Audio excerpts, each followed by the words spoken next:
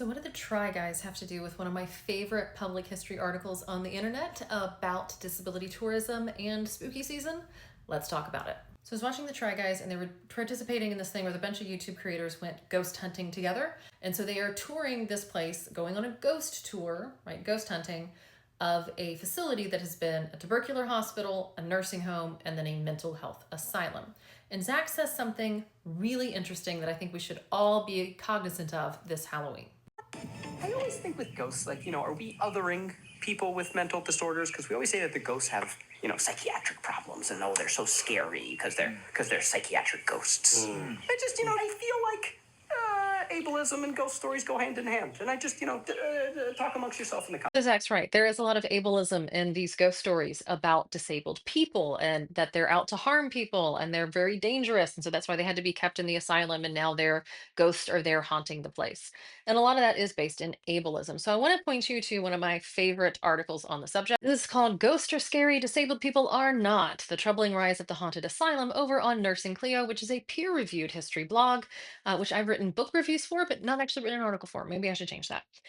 So this is by Sarah Handley Cousins, who also wrote Bodies in Blue: Disability in the Civil War North. Definitely worth a read if you are looking for some disability history. So she got excited because the asylum that had held a lot of her Union veterans that she researches was going to open to the public for a tour. And so she got all excited. She got in her car and headed out for that tour, only to be turned back when almost 4,000 people showed up to tour this site. And she was very curious as to how that happened. Why are so many people so interested in this local history site? Well, it turns out it had been featured on television in a haunted show about it being supposedly haunted. So all these people were showing up to look for ghosts. Some of them let themselves in to areas they were not supposed to be in. They trampled the grounds. They caused a bunch of damage. It was a big problem. Now, the irony of this kind of new ghost tourism at these sites is that in the 19th century, asylums, along with soldier homes, which were basically nursing homes for veterans, and prisons were all common tourist attractions, mostly for their beautiful grounds and architecture. Yes, people would go visit these sites to see the pretty architecture and sit in basically that version of a park.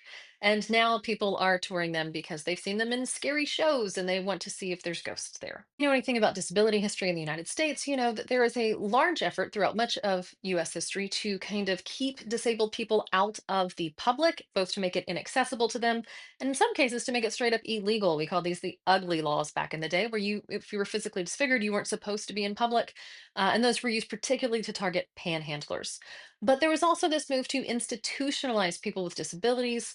Parents would be told at the time a disabled child was born that the best thing they could do was just institutionalize that child, lock them away, warehouse them. They shouldn't be in society.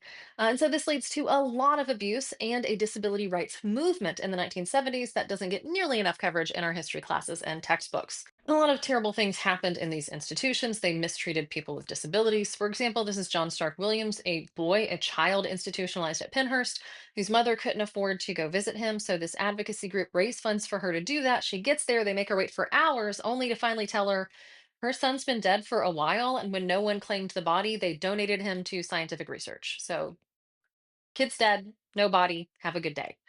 Right? That's kind of how they treated disabled people. That's why we had a disability rights movement. I think this is what Zach was really getting at, which the Try Guys, to their credit, do not do in that video. Haunted attractions that use asylums as settings typically rely on reductive and offensive portrayals of the mentally ill as horrifying, dangerous, and evil people that must be kept within an asylum for the protection of the public.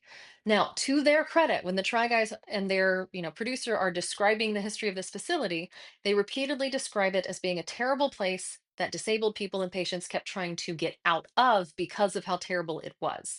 They don't make the disabled people the scary part, which I think is really key to not playing into this ableism. I'm a big fan of horror movies and scary stories, and we'll definitely be watching some over with historians at the movies this spooky season. Just remember, ghosts are scary, disabled people aren't, and maybe read up on your disability history this October.